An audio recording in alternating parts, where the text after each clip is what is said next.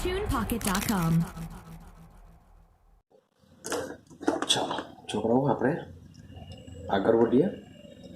આજે આપણે કંઈ સમજવાનો પ્રયત્ન કરીશું. કાર્ય, જેને આપણે વર્ક કહીએ છીએ, જેને આપણે ડબલ્યુ વડે ઇન્ડિકેટ કરીએ છીએ, ડબલ્યુ સંજ્ઞા વડે એને દર્શાવીએ છીએ. તો સવાલ એવો આવે કે ખરેખર કાર્ય શું છે? તો કાર્યનો મતલબ એવો થાય, કાર્ય એટલે કે આપણી જે પ્રણાલી હશે એ પ્રણાલીમાં આપણે શું કરીએ છીએ? ઉર્જાનો વિનિમય કરીએ છીએ. હવે તમે વિચારશો કે યાર એ કેવી રીતના? ઉર્જાનો વિનિમય તો આપણે હીટ આપીએ, એને ગરમ કરીએ તો થઈ શકે. તો આમાં કેવી રીતના કાર્ય કરવાથી કેવી રીતના ઉર્જાનું ટ્રાન્સપોર્ટ હશે? એક વસ્તુ વિચારો. માની લો કે મારી પાસે એક બોક્સ છે.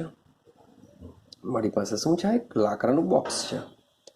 અને અહીંયાથી હું એક માણસ, સમજો, ધક્કો મારે છે. તો માણસ પાસે રહેલી, પેલા જો ધક્કો જો ન મારશે તો આ બોક્સ એની જગ્યા પરથી હટવાનું નથી.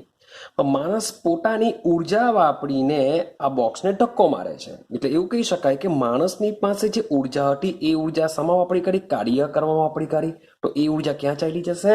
બોક્સ પાસે મળી જશે અને બોક્સ આગળ વધશે. તો એવું કહી શકાય કે કાર્ય એટલે કે શું થશે? પ્રણાલીમાં ઉર્જાનો વિનિમય, એવું આપણે કહી શકીએ છીએ. ક્લિયર? હવે બહુ ડિટેલમાં આપણે વાત નથી કરતા કાર્ય વિશે. તો કાર્ય એકચ્યુઅલી બે પ્રકારે થશે. પ્રણાલી પર કાર્ય બે પ્રકારે થાય. ક્યાં પ્રણાલી દ્વારા કાર્ય થઈ શકે, ક્યાં પ્રણાલી પર કાર્ય થઈ શકે. આગળના વિડીયોમાં આપણે આના વિશે ડિસ્કશન કરી છે. સાથે સાથે મેં તમને વાત કરેલી કે કાર્ય બી જુદા જુદા પ્રકારના હોય છે. જેમ કે યાંત્રિક કાર્ય કરી શકીએ આપણે, વિદ્યુત કાર્ય કરી શકીએ, ગુરુત્વ પ્રવેગી કાર્ય કરી શકીએ. મીન્સ કે કોઈ પદાર્થ સફરજન ઉપરથી નીચે આવે છે તો એના પર કેટલું કાર્ય થયેલું છે એ જાણી શકાય. ત્યારબાદ વિદ્યુત કાર્ય, મીન્સ કે આપણે વિદ્યુત ધ્રુવો ડુબાડીને એની અંદર જો પોટેન્શિયલ પસાર કરીએ તો કેટલું કાર્ય થયું કહેવાય.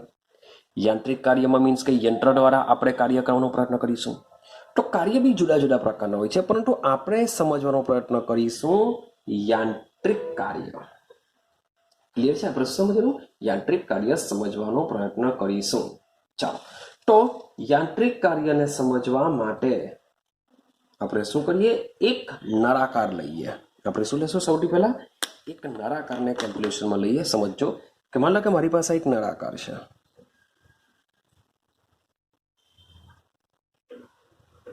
મારી પાસે એક નળાકાર છે. ચાલો, ક્લિયર? હવે આ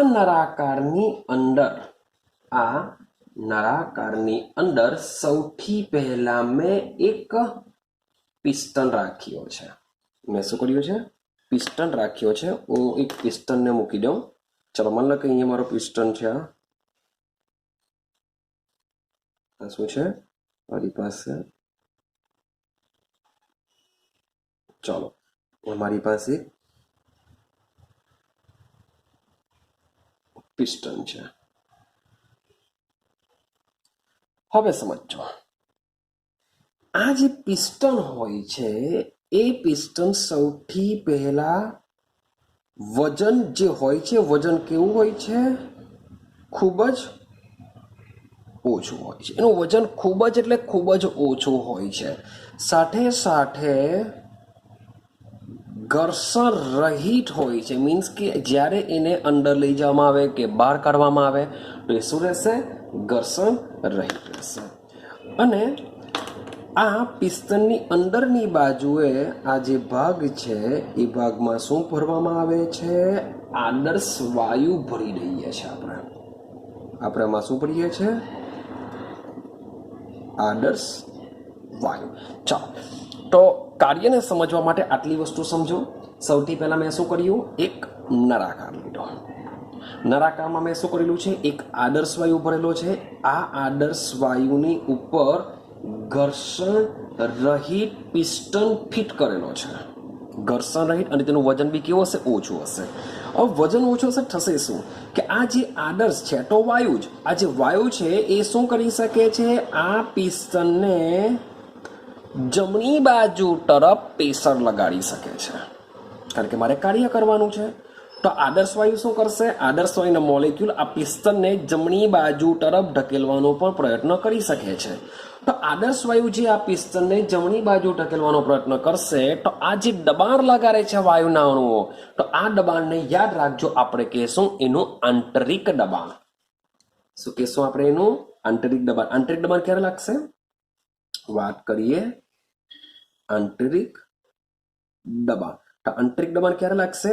તો જે વાયુ છે, વાયુ શાના પર? પિસ્ટન પર શું કરશે? દબાણ લગાડી શકે છે. તમે વિચારો કે માન લો કે તમે આ પિસ્ટન એકદમ અંદર દબાવવાનો પ્રયત્ન કરો, તો ભાઈ તમે એક સમય એવો આવશે કે તમે વધારે પડતું અંદર દબાવી નહીં શકો. કારણ કે બલૂન છે, બલૂનમાં તમે હવા ભર ભર ભર ભર ભર કર્યા જ કરો તો ભાઈ છેલ્લે તૂટી જશે, ફાટી જશે. કેમ? કારણ કે એની અંદર રહેલી જે હવા છે એ હવા શું કરશે? પેલા બલૂનની સપાટી ઉપર દબાણ લગાડશે, જેને લીધે ફાટી જશે, તૂટી જશે. સેમ આ જે હવા છે એ હવા પર શું કરશે? આ પિસ્ટનને ભાઈ જમણી બાજુ તરફ ધકેલવાનો પ્રયત્ન કરી શકે છે, જેને શું કહેવાશે? વાયુનું આંતરિક દબાણ કહેવાશે. આટલું ક્લિયર? ચાલો હવે આપણે શું કરીએ? આપણે કાર્ય કરવાનું છે, માટે હવે કરું છું હું આ બાજુથી. જોજો, આ બાજુથી મીન્સ કે જમણી બાજુથી બાહ્ય દબાણ આપું છું. બહારથી હું શું કરું છું? પિસ્ટનને અંદરની તરફ ધકેલવાનો પ્રયત્ન કરું છું. તો આ જે દબાણ આપવામાં આવે છે એને શું કહેશું આપણે? બાહ્ય દબાણ કહેશું. એને શું કહેશું આપણે? બાહ્ય દબાણ કહેશું. તો બાહ્ય દબાણને લીધે આ પિસ્ટન શું કરશે? અંદરની તરફ જશે. બાહ્ય દબાણને લીધે આ પિસ્ટન ક્યાં જતું હોય છે? અંદરની તરફ જશે. તો આ બાહ્ય દબાણ છે, લખેલું છે બાહ્ય, માટે એને આપણે PEXT તરીકે દર્શાવી શકીએ. EXT નો મતલબ થાય એક્સટર્નલ, મીન્સ કે આપણે આ પિસ્ટન ઉપર જે દબાણ લગાડીશું જેને લીધે પિસ્ટન અંદર તરફ જશે એને શું કહેશું? પી એક્સટર્નલ કહેશું. અને આ જે આંતરિક દબાણ છે તેને આપણે PINT વડે બી દર્શાવી શકીએ છીએ. INT નો મતલબ થાય ઇન્ટરનલ. શું થશે એનો મતલબ? ઇન્ટરનલ. હવે એક કન્ડિશન વિચારીએ, મીન્સ કે એકચ્યુઅલી પ્રણાલી દ્વારા બી કાર્ય થઈ શકે છે, પ્રણાલી પર બી કાર્ય થઈ શકે છે. આપણે બંનેને સમજવાનો પ્રયત્ન કરીએ. આપણે બંનેને સમજવાનો પ્રયત્ન કરીએ. ચાલો આપણે બે ભાગ પાડી દઈએ, બંનેને જરાક ડિટેલમાં સમજીએ. માની લઉં કે પહેલા વાત કરું છું પ્રણાલી પર કાર્ય થયેલું ક્યારે કહેવાશે, ને આ બાજુ વાત કરીશું આપણે પ્રણાલી દ્વારા કાર્ય થાય તો એ કેવી રીતના થશે.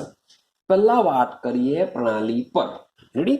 ચાલો સેમ વસ્તુ પાછું પિસ્ટન દોડી દઉં છું.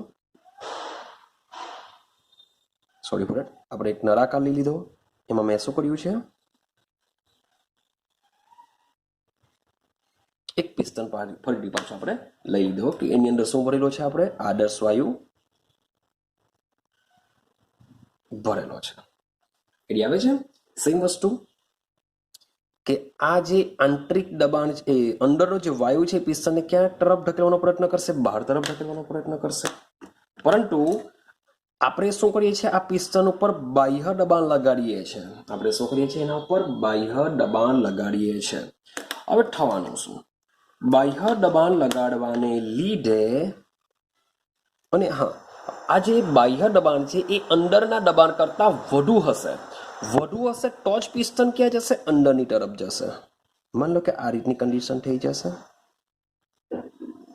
હવે પિસ્ટન માની લઉં કે આટલે આવી ગયો. પિસ્ટન ક્યાં અહીંયા આવી ગયો. જેથી અન્ની અંદર જે વાયુ રહેલો છે એ વાયુ શું થશે?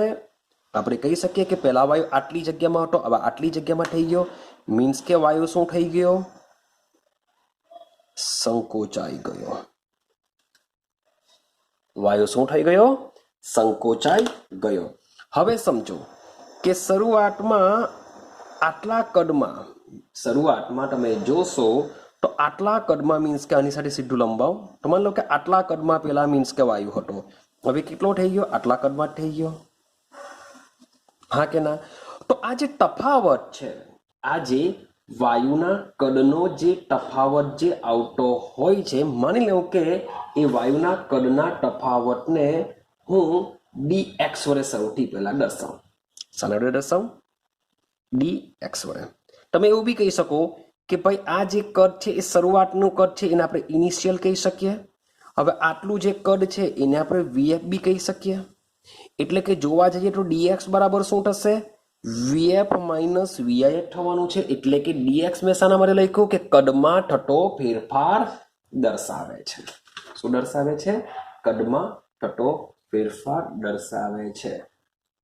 ચાલો હવે આપણે પ્રણાલી પર કાર્ય કરજો. શબ્દ છે પ્રણાલી પર. પ્રણાલી પર કાર્ય થાય છે કે એટલે કે આપણે એને બહારથી જે એક્સટર્નલ પ્રેશર છે એ વધારે આપીશું. લખેલું છે પ્રણાલી પર એટલે કે એની ઉપર કાર્ય કરવાનું છે. ક્લિયર? આપણે શું કરીશું? દિવાલ પર ધક્કો મારીએ. દિવાલ પર તો દિવાલને આપણે શું કરીશું? આપણે પ્રેસ કરીશું. વિચારો જરાક. દિવાલ પર ધક્કો મારીએ તો આપણે દિવાલને બરાબર આપણી એનર્જી પ્રમાણે શું કરવાનો પ્રયત્ન કરીશું? એને ધક્કો મારવાનો પ્રયત્ન કરીશું. તો અહીંયા પ્રણાલી પર એટલે કે પ્રણાલી પર જે એક્સટર્નલ શબ્દ જોજો કે પી ઇન્ટરનલ કરતા પી એક્સટર્નલ એટલે કે જે બાહ્ય દબાણ હોય છે એ કેવું હોય છે? વધારે હોય છે. કઈ કન્ડિશનમાં? જ્યારે પ્રણાલી પર કાર્ય થતું હોય છે ત્યારે. અને જ્યારે પ્રણાલી પર કાર્ય થાય છે ત્યારે યાદ રાખજો વાયુનું શું થશે? સંકોચન થશે. વાયુનું શું થશે? સંકોચન થશે. ને આ કિસ્સામાં delta V is equal to, હવે બરાબર સમજો, ડેલ્ટા વી એટલે કે કદમાં થતો ફેરફાર એ કેટલો બરાબર થશે? vf minus vi. હવે વિચારો કે થાય છે શું? સંકોચન. વાયુનું શું થાય છે?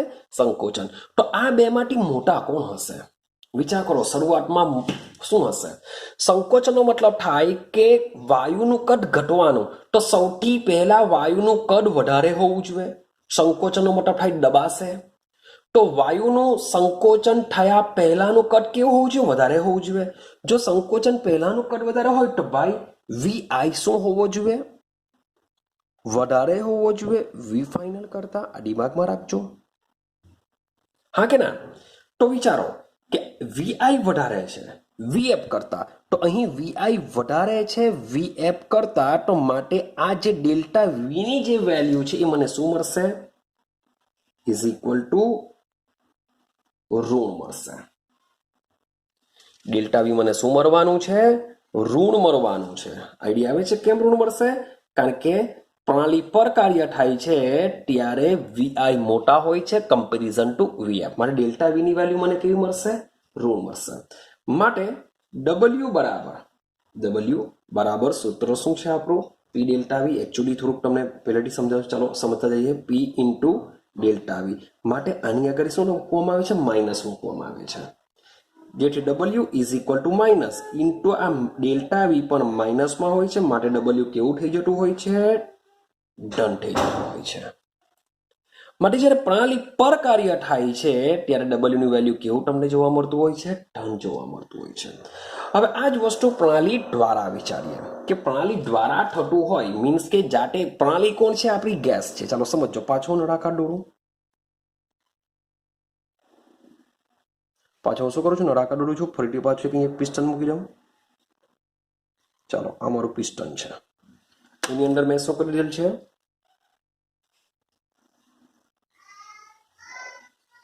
હવા ભરી દીધેલી છે. આદર્શ વાયુ છે.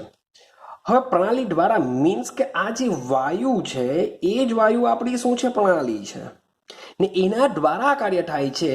એટલે કે આ જે ઇન્ટરનલ દબાણ છે એ લાગુ પાડતા પી એક્સટર્નલ કરતા કેવું હશે? વધારે હશે. કે જે પી ઇન્ટરનલ છે એ પી એક્સટર્નલ કરતા વધારે હશે. માટે આ પિસ્ટન ક્યાં જશે? બહારની તરફ જશે, એટલે કે જમણી બાજુ જશે. જો આવું જો થાય તો શું થઈ શકે? તો મીન્સ કે એની જે જગ્યા હતી તેના કરતા ક્યાં જશે? જમણી બાજુ જશે. અને જમણી બાજુ જાય તો હવે પ્રણાલી માટે મીન્સ કે વાયુ માટે એનો સ્પેસ શું થઈ જશે? વધી જશે. તો આ કિસ્સામાં શું થયેલું કહેવાશે? વાયુનું પ્રસરણ થયેલું કહેવાશે. શું કહેવાશે? અને વાયુનું પ્રસરણ થયેલું કહેવાશે. હવે કદમાં થતો જો ફેરફાર જોઈએ તો હવે સમજો આની શરૂઆતની સ્ટેજ હતી એને આપણે વીઆઈ થી દર્શાવીએ, શરૂઆતનું કદ. હવે વાયુનું વિસ્તરણ થયા પછી એનું કદ થઈ જવાનું વીએફ. તો આઈડિયા આવી ગઈ હશે કોણ મોટા છે? વીએફ મોટા છે. જો શરૂઆતમાં આટલું જ કદ હતું પણ પ્રસરણ થયા બાદ કદ વધી ગયું, માટે આ કિસ્સામાં વીઆઈ કરતા વીએફ કેવા હોય છે? મોટા હોય છે. માટે delta V is equal to આપણે જે સૂત્ર છે વીએફ માઇનસ વીઆઈ, એમાં વીએફ મોટા છે માટે ડેલ્ટા વીની વેલ્યુ તમને કેવી મળશે? ધન મળશે. ડેલ્ટા વીની વેલ્યુ કેવી મળશે? ધન. માટે ડબલ્યુ બરાબર માઇનસ પી ઇન્ટુ ડેલ્ટા વીની અંદર જો સૂત્ર મૂકીએ તો આ કિસ્સામાં ડબલ્યુ તમને શું મળતો હોય છે? ઋણ મળતો હોય છે. એટલે કે જ્યારે પ્રણાલી પર કાર્ય થાય છે, પ્રણાલી દ્વારા કાર્ય થાય છે ત્યારે ડબલ્યુનું મૂલ્ય ઋણ હોય છે, અને પ્રણાલી પર કાર્ય થાય છે ત્યારે મૂલ્ય કેવું મળતું હોય છે? ધન મળતું હોય છે. પણ સવાલ તો એવો આવશે કે આપણે આ જે સૂત્ર છે એ ક્યાંથી લાવ્યા, કેવી રીતના લાવ્યા, એને હવે સમજવાનો પ્રયત્ન કરીએ. મીન્સ કે બેમાંથી તમને હવે આપણે બુક પ્રમાણે જઈએ કે બેમાંથી કોઈ પણ એક વસ્તુ તમે લઈને આ વસ્તુ કરી શકો છો. ક્લિયર છે? તો પ્રણાલી પર મીન્સ કે પ્રણાલી દ્વારા બે પ્રકારના કાર્ય થશે. હવે પાછું આપણે એક પિસ્ટન દોરીએ અને સમજવાનો પ્રયત્ન કરીએ. સમજો. ચાલો, તો ફરીથી પાછું પિસ્ટન દોરી દઈએ જેથી સારું પડશે. Sorry for that.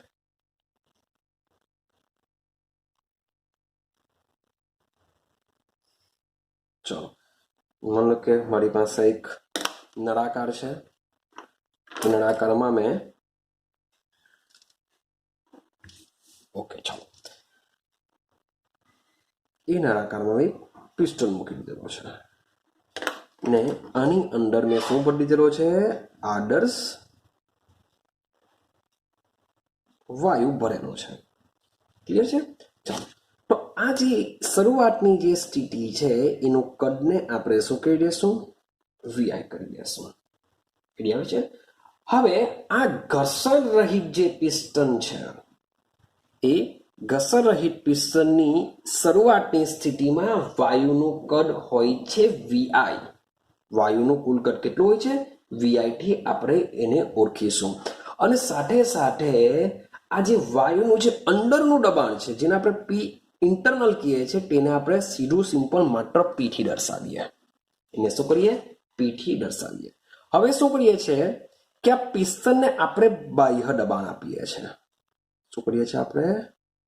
બાહ્ય દબાણ એટલે કે પી એક્સટર્નલ આપીએ છીએ. શું કરીએ છીએ આપણે? પી એક્સટર્નલ આપીએ છીએ. તો પી એક્સટર્નલ આપવાથી શું થશે? સમજો. પી ચાલો, તો તમારો જે પિસ્ટન છે એ પિસ્ટન ક્યાં જશે ભાઈ? અંદરની તરફ જશે. પી એક્સટર્નલ આપવાથી તમારો પિસ્ટન અંદરની તરફ જશે, એટલે કે તમારો વાયુનું શું થઈ ગયેલું હશે? આમાં સંકોચન થઈ ગયું હશે. વાયુનું શું થવાનું? સંકોચન. મીન્સ કે મેં તમને બંને વસ્તુ કરાવ્યું કે મીન્સ કે સંકોચન બી થઈ શકે છે, વિસ્તરણ બી થઈ શકે છે. ક્યારે સંકોચન થશે, ક્યારે વિસ્તરણ થશે એ દિમાગમાં રાખવું પડશે. ક્લિયર? કારણ કે તમે JEE નીટ લેવલ પર જશો ત્યારે આ બધી વસ્તુ બહુ કામ લાગતી હોય છે કે સંકોચન, વિસ્તરણ, વર્કનું મૂલ્ય શું આવી શકે.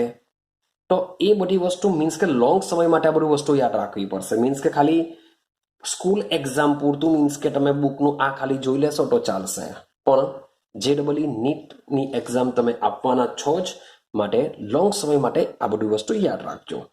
ચાલો, હવે થયું શું કે પી એક્સટર્નલ આપવાને લીધે હવે એનું કદમાં શું થશે જોઈએ. તો હવે એનું કદ મીન્સ કે આટલે આવી ગયું, તો હવે એને આપણે શું કહેશું? વીએફ કહેશું. તો શરૂઆતની સ્થિતિ જોઈએ તો શરૂઆતની સ્થિતિ માની લો કે અહીંયા છે, હા કે ના? શરૂઆતની સ્થિતિ મીન્સ કે હું જો લંબાવું નીચે તરફ તો સમજો કે શરૂઆતની સ્થિતિ અહીંયા છે, આ વીએફ આપણું આટલું આવેલું છે, વીએફ આપણું અહીંયા આવેલું છે. તો એવું કહી શકાય કે વાયુનું જે કદ છે આપણું વીએફ, આ છે વીઆઈ. તો મીન્સ કે પિસ્ટને મીન્સ કે આટલી લંબાઈ મીન્સ કે આટલી મીન્સ કે મૂવ કર્યું એવું બી કહી શકાય.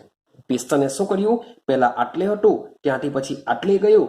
મીન્સ કે પિસ્ટન અંદરના ભાગમાં એલ લંબાઈ સુધી ખસ્યો. પિસ્ટન અંદરના ભાગમાં શું કર્યું? એલ લંબાઈ સુધી ખસ્યો છે એવું આપણે કહી શકીએ છીએ. ક્લિયર થાય છે? અને તેની અંદરનું, કારણ કે આપણે જો મીન્સ કે હવે વાયુને અંદરની તરફ ઢકેલો છે, તો અંદરની તરફના જે વાયુ છે પિસ્ટનને શું કરશે? બહાર ધકેલવાનો પ્રયત્ન કરશે. તો અંદરનું જે દબાણ હશે એને આપણે પીઆઈએનટી કહેશું. વાયુ શું કરશે? અંદરનું દબાણને આપણે પી ઇન્ટરનલ કહેશું, જે પિસ્ટનને ઉપર તરફ ધકેલવાનો પ્રયત્ન કરશે. પરંતુ આ જે પી ઇન્ટરનલ હોય છે એ પી એક્સટર્નલ કરતા કેવું હશે? ઓછું હશે. જો આ જો વધારે હોય તો આ પિસ્ટનને જમણી બાજુ ઢકેલશે, પણ પી એક્સટર્નલ આપણે વધારે આપીએ છીએ. આપણે શું કરીએ છીએ? પી એક્સટર્નલ દબાણ એટલે કે બહારની તરફનું દબાણ વધારે આપીએ છીએ, માટે જ પિસ્ટન શું થઈ શકે છે? અંદરની તરફ જઈ શકે છે, જેને લીધે આપણે વાયુનું અંતિમ કદ શું પ્રાપ્ત થાય છે? વીએફ પ્રાપ્ત થાય છે. ને આ જે વાયુનું શું થયેલું કહેવાશે? સંકોચન થયેલું કહેવાશે. ને આ વાયુના સંકોચન દરમિયાન જે પિસ્ટન છે, પિસ્ટન્સ એલ અંતરે ખસે છે. ક્લિયર છે? પિસ્ટન શું કરે છે? એલ અંતરે ખસે છે. આટલું ક્લિયર? હવે માની લેવું કે આ જે પિસ્ટન હોય છે એ પિસ્ટન પણ ખૂબ જ ઇમ્પોર્ટન્ટ કામ કરતો હોય છે. કે પિસ્ટનનું મીન્સ કે એનું જે ક્ષેત્રફળ છે આપણે ધારી લઈએ કે પિસ્ટનનું ક્ષેત્રફળ કેટલું છે, આપણે એ લઈ લઈએ. પિસ્ટન એ જેટલું ક્ષેત્રફળ ધરાવે છે. માટે હવે વાયુના કદમાં કેટલો ફેરફાર થયો? તો વાયુના કદમાં થતો ફેરફાર ડેલ્ટા વી. શબ્દ બોલું છું, વાયુના કદમાં થતો ફેરફાર ડેલ્ટા વી એટલે કે કદ મીન્સ કે જો આટલા ભાગમાં છે, સી નળાકાર એજ છે, એટલે કે એનું જે લંબાઈ છે, નળાકારની પહોળાઈ છે, સાથે સાથે ઊંચાઈ બી હશે. તો જે કદમાં થતો ફેરફાર છે એ લંબાઈ ગુણ્યા પહોળાઈ ગુણ્યા ઊંચાઈ બરાબર થશે. પરંતુ આ લંબાઈ ગુણ્યા પહોળાઈને કહેવામાં આવે છે શું? એનું ક્ષેત્રફળ ગુણ્યા ઊંચાઈ. તો ડેલ્ટા વી બરાબર શું થવાનું? ક્ષેત્રફળ ગુણ્યા ઊંચાઈ. માટે delta V is equal to ક્ષેત્રફળને આપણે શું કહેશું? એ દ્વારા દર્શાવી શકીએ છીએ. અને ઊંચાઈને આપણે શામાં આપીશું? એલમાં આપીશું. તો ડેલ્ટા વી બરાબર શું થઈ જવાનું? એ ઇન્ટુ એલ. શું થઈ જવાનું? એ ઇન્ટુ એલ થઈ જશે. ક્લિયર છે? ચાલો આટલે સુધી કમ્પ્લીટ. હવે આગળ વધીએ. હવે પિસ્ટન ઉપર આપણે શું કરી છે? આ તો માત્ર ને માત્ર આપણે વાયુના કદમાં થતો ફેરફારને સમજ્યા. આ શું સમજ્યા? વાયુના કદમાં થતો ફેરફાર. પરંતુ આપણે પિસ્ટન ઉપર શું લગાડીએ છીએ? બળ લગાડીએ છીએ. આપણે શું કરીએ છીએ? પિસ્ટન ઉપર બળ લગાડીએ છીએ. મીન્સ કે પિસ્ટન પર લાગતું બળ, બળને શાના વડે દર્શાવીશું? એફ વડે દર્શાવીએ છીએ. તો એફ બરાબર દબાણ બરાબર શું થશે? સોરી, આપણે એક સ્ટેપ પહેલા મીન્સ કે પિસ્ટન પર લાગતા દબાણ કરતા પહેલા આપણે દબાણની વ્યાખ્યા આપી દઈએ. ભાઈ દબાણ બરાબર શું થશે? દબાણ બરાબર થાય બળના છેદમાં ક્ષેત્રફળ. દબાણ બરાબર શું થાય? બળના છેદમાં ક્ષેત્રફળ. આપણે માની લો કે કોઈ બી સપાટી છે એની પર દબાણ લગાડીએ છીએ, તો દબાણ ક્યાં લાગવાનું? કે એના ઉપર આપણે બળ લગાડવું પડશે. ને જાણે કે માની લો કે મારી પાસે આ એક પાત્ર છે, એમાં મેં પાણી ભરેલું છે, આની પર મારે દબાણ લગાડવું છે. દબાણ આ રીતના અહીંયાથી દબાણ લગાડા એટલે કે મારે અહીંયાથી બળ લગાડવું પડશે. ને બળ ક્યાં લાગશે? આ પાણીની જે સપાટી છે એના ક્ષેત્રફળને લંબરૂપે લાગશે. માટે દબાણ બરાબર બળ ભાગ્યા આપણે ક્ષેત્રફળ લેશું. માટે બળને કરતા બનાવીએ. બળ એટલે કયું આપણું બળ? પિસ્ટન પર લાગતું બળ જેને આપણે એફ વડે દર્શાવીશું. તો એફ બરાબર શું થાય? દબાણ ગુણ્યા ક્ષેત્રફળ થઈ જશે. શું થઈ જશે? દબાણ ગુણ્યા ક્ષેત્રફળ. ચાલો, હવે દબાણ એટલે કયું આપણું? જે આપણે પિસ્ટન પર કયું દબાણ લાગે છે? પી એક્સટર્નલ લાગે છે, એટલે કે PEX થી આપણે લખીશું. અને ક્ષેત્રફળને આપણે કહેશું એ, એટલે કે એફ બરાબર શું થઈ જશે? PEX ઇન્ટુ એ. હવે સમજો કે પિસ્ટન જ્યારે અંદરની તરફ જાય છે ત્યારે પ્રણાલી પર થયેલું કાર્ય, એટલે કે આપણે લખી શકીએ કે પિસ્ટનના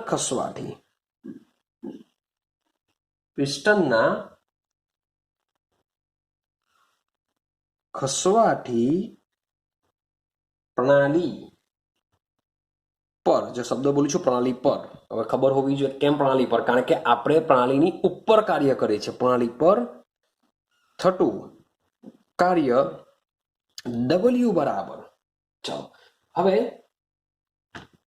કાર્ય બરાબર થશે બળ ગુણ્યા અંતર. કાર્યબળ શું થતું હોય છે? બળ ગુણ્યા અંતર, એનું સૂત્ર છે. તો બળ બરાબર શું છે? PEX ઇન્ટુ એ થી દર્શાવી છે આપણે. PEX ઇન્ટુ એ, કારણ કે એને આપણે બળથી ઓળખીએ છીએ. માટે બળની જગ્યાએ શું મૂકી દઈએ? W is equal two P external ગુણ્યા એ. ચાલો, અંતર માટે આપણે શું શબ્દ વાપરીશું? અંતર મીન્સ કે લેન્થ, એના માટે હું શબ્દ વાપરીએ L. કે ના, અંતર મીન્સ કે એના માટે આપણે વાપરીશું L. તમે વાપરી શકો. ચલો, હવે ફરીથી પાછા તમને એક આગળના સૂત્ર તરફ લઈ જાઉં. તમને આઈડિયા હશે કે આપણે જે કદમાં થતો જે ફેરફાર છે, જે કદમાં થતો ફેરફાર છે એને A ગુણ્યા L વડે દર્શાવીને આવ્યા હતા. A ગુણ્યા L. તો આપણે કદમાં થતો ફેરફાર A ઇન્ટુ L ની જગ્યાએ શું મૂકી શકીએ છીએ? PEX ગુણ્યા ડેલ્ટા VB મૂકી શકીએ છીએ. માટે કાર્ય બરાબર થઈ જશે P એક્સટર્નલ ગુણ્યા, ચલો ડેલ્ટા V નો મતલબ શું થાય? VF minus VI. અંતિમમાંથી આપણે શું કરીશું? પ્રારંભિક બાદ કરીશું. ક્લિયર થાય છે? હવે જોજો, હવે W બરાબર હું સીધો અહીંયા શું કરી દેવા? હવે આજે કદમાં થતો ફેરફાર છે. મેં તમને પહેલા જ કીધેલું છે કે આપણે શું કરીએ છીએ? પ્રણાલી પર કાર્ય કરીએ છીએ. મેં તમને એટલા માટે, મીન્સ કે બુક કરતા પહેલા સૌથી પહેલા મેં તમને આ વસ્તુ સમજાવ્યું કે તમે કહેશો સર માઇનસ ક્યાંથી લઈ આવ્યા? માઇનસ ક્યાંથી લઈ આવ્યા? તો એનું રીઝન છે કે જ્યારે સંકોચાય છે ત્યારે VI ગ્રેટર ધેન VF હોય છે. એટલે કે જ્યારે વાયુનું સંકોચન થતું હોય છે ત્યારે VI કેવા હોય છે? મોટા હોય છે કમ્પેરિઝન ટુ VF. માટે ડેલ્ટા V ની વેલ્યુ કેવી મળતી હોય છે? ઋણમાં મળતી હોય છે. પણ જો પ્રણાલી દ્વારા કાર્ય થાય તો ડેલ્ટા V નું મૂલ્ય કેવું મળતું હોય છે? ધન મળતું હોય છે. માટે એ વસ્તુ હું અહીંયા અપ્લાય કરા કે જે W છે, જે W છે એમાં શું થશે? PEX ગુણ્યા આ જે VF માઇનસ VI જે મૂકેલું છે, પણ એ કેવા આવશે ભાઈ? એની વેલ્યુ કેવું આવશે? માઇનસમાં આવશે.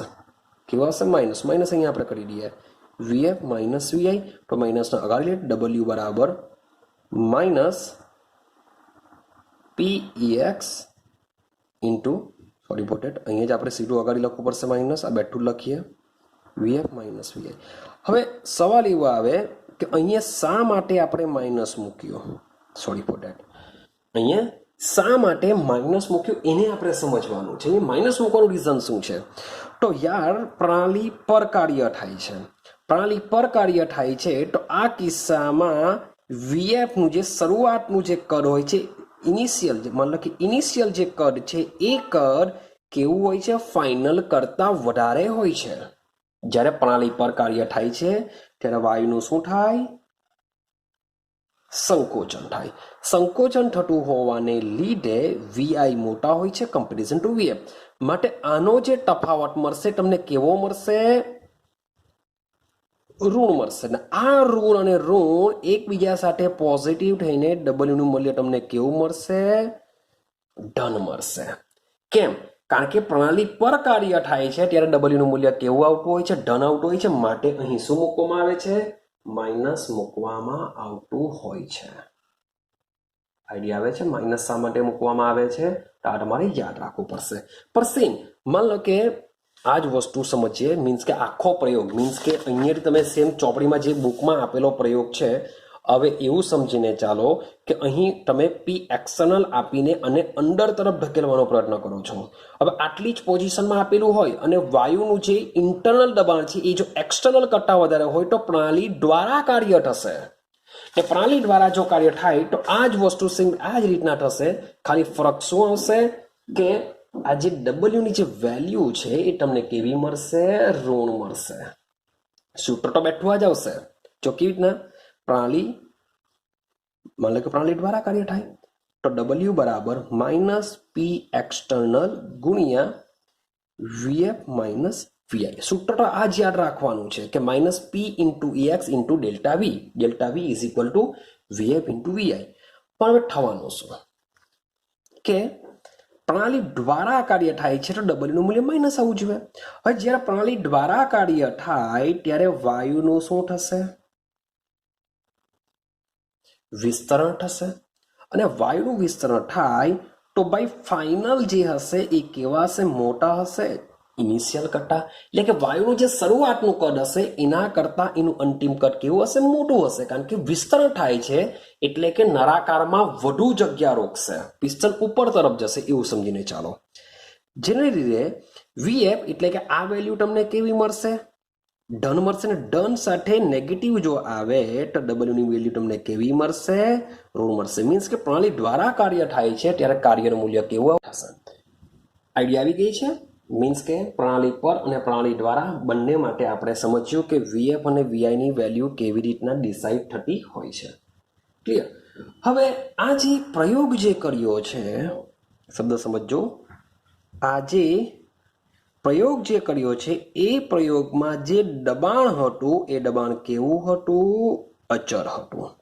સૂત્ર ચેક કરો. W is equal to minus P external into delta V. એટલે કે એમાં જે બાહ્ય દબાણ છે એ બાહ્ય દબાણ આપણે કેવું લગાડીએ છીએ? અચર. એક સરખું લગાડીએ છીએ. પણ માની લેવું શું જરૂરી છે કે પી જે આપણે અચર બાહ્ય દબાણ જે લગાવીએ છીએ શું અચર જ હોઈ શકે? શું આપણે એને વધઘટ નહીં કરી શકીએ? ભાઈ થોડું દબાણ આપ્યું, ઓછું દબાણ આપ્યું, પછી પાછું વધારે દબાણ આપ્યું, પાછું વધારે દબાણ આપ્યું. મીન્સ કે દબાણમાં ફેરફાર દ્વારા આપણે શું પિસ્ટન પ્રણાલી પર કે પ્રણાલી દ્વારા કાર્ય ન કરી શકાય? તો ભાઈ એવું પણ થઈ શકે છે. એવું પણ થઈ શકે છે. હવે સમજો થોડુંક JEE નીટ માટે બી આ કામ આવશે. બરાબર સમજો. માટે માની લેવું કે હું જો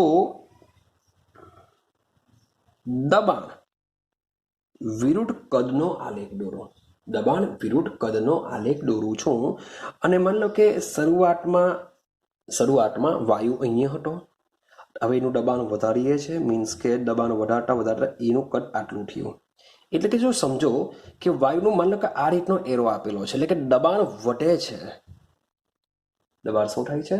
સોરી ફોર ધેટ, આ રીતના આપવું પડશે. હા ચાલો જોઈએ કે ઉપર તરફ જાય છે એટલે કે દબાણ મીન્સ કે જો વધતું જાય છે એટલે કે હવે અચળ દબાણ નથી. અચળ દબાણ કોને કહેવાશે? માન લો કે આ રીતના આલેખ જો હોય, તમારો પી વર્સિસ વી નો જે આલેખ છે, દબાણ વર્સિસ કદનો આલેખ છે, જો આ રીતના આલેખ મળતો હોય તો આને અચળ દબાણ કહેવાશે. ને એના પરથી મીન્સ કે અહીંયાથી તમે વીઆઈ જાણી શકો છો, અહીંયાથી વીએફ જાણી શકો છો. એ બંનેના તફાવત દ્વારા તમે ડેલ્ટા વી ની વેલ્યુ મૂકી શકો છો. અહીંયા જે અચળ દબાણ હશે એની વેલ્યુ તમે અહીંયા મૂકી દો. ડેલ્ટા વી એટલે કે વીએફ માઇનસ વીઆઈ કહીને અહીંયા મૂકી દો તો ડબલ્યુ મળી જશે.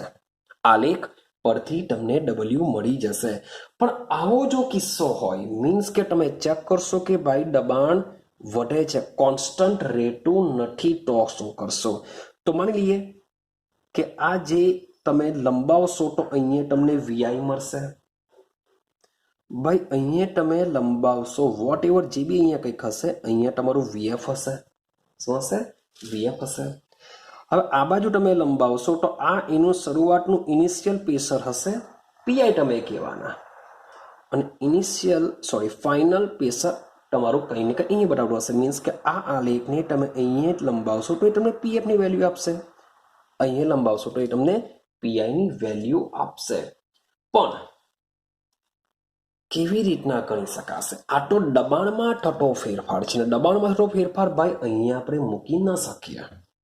દબાણમાં થતો ફેરફાર આપણે આ સૂત્રનો ઉપયોગ કરી આવા પ્રયોગોમાં જો આ રીતના દબાણ અચર રહેતું ન હોય તો આવા પ્રયોગમાં પ્રણાલી પર કે પ્રણાલી દ્વારા જે પણ કાર્ય થતું હોય કાર્ય શોધવા માટે આપણે આ સૂત્રનો ઉપયોગ કરી શકતા નથી.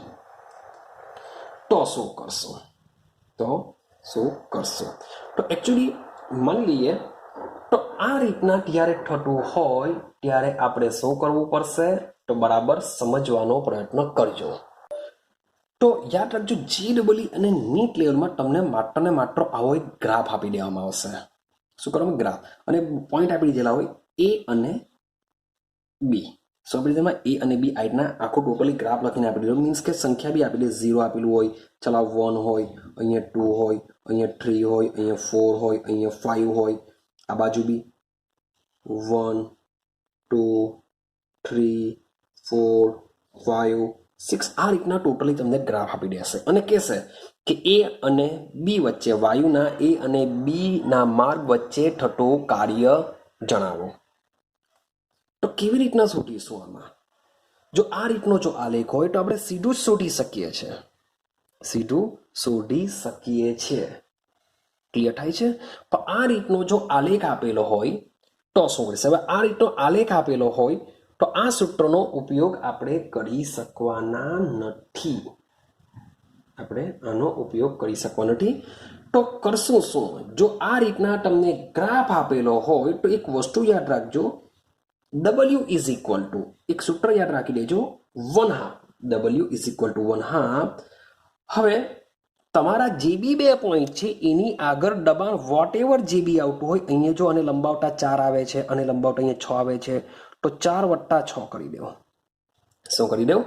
4 + 6, 6 + 4 ઇન્ટુ કદમાં તફાવત, મીન્સ કે VF છે 5, VI છે 1, તો ભાઈ 5 - 1 કરી દેવો. શું કરી દેવો? 5 - 1 માટે 1/2 10 ઇન્ટુ 4, 2 ને કેન્સલ કરીએ, ઇઝ ઇક્વલ ટુ 20.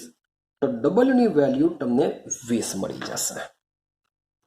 W ની વેલ્યુ શું મળી જશે તમને? 20.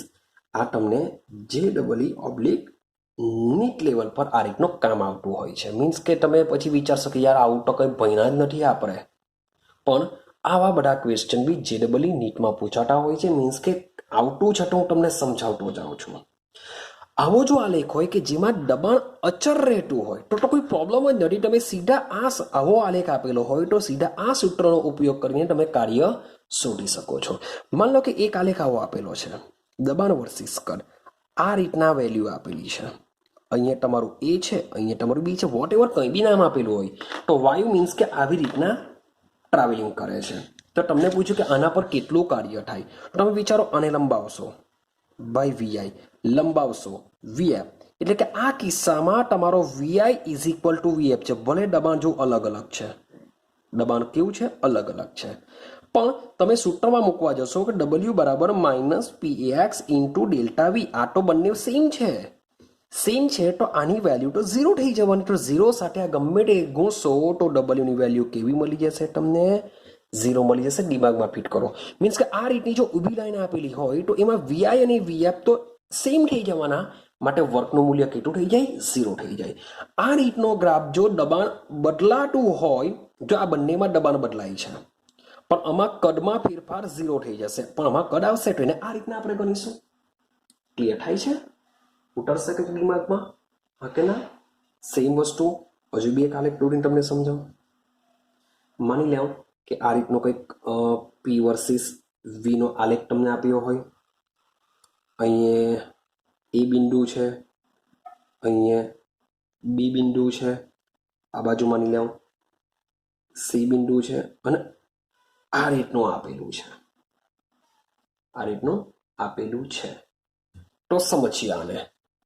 તો એ બી કાર્ય જો કરવું હોય તો તમારે શું કરવું પડશે? આને મીન્સ કે શરૂઆતમાં અહીંયા લંબાવશો, શરૂઆત અહીંયા કદ હતું, ત્યાર પછી લાસ્ટમાં લાસ્ટ અહીંયા જાય છે, એટલે કે આઈનું આ વીઆઈ થઈ ગયું, આ વીએફ થઈ ગયું. તો જે વાયુ છે એ વાયુ આખા ટોટલી આ કદ તમારે શું કરવું પડશે? એને કેલ્ક્યુલેશનમાં લેવું પડશે. ને એના માટે સેમ ડબલ્યુ બરાબર 1/2 શું કરીશું? જે દબાણ છે એ દબાણ તરફ આપણે જે લંબાવીશું એ જે પોઈન્ટ પર લાગશે એનો તમારે સરવાળો કરી દેવાનો ગુણ્યા કદનો તફાવત કરી દેવાનો, કે જેથી તમને ઇઝીલી આ ગ્રાફ પરથી તમે કાર્ય શોધી શકો છો. ક્લિયર થાય છે? તો આ રીતના ક્વેશ્ચનને પણ દિમાગમાં રાખજો કે તમને માત્ર ને માત્ર એક ગ્રાફ આપી દેશે અને પૂછશે કે ભાઈ પ્રણાલી દ્વારા કેટલું કાર્ય થાય છે તે કહો. એટલે આ પ્રકારના ક્વેશ્ચન બી JEE નીટ લેવલ પર આવતા હોય છે. ક્લિયર છે?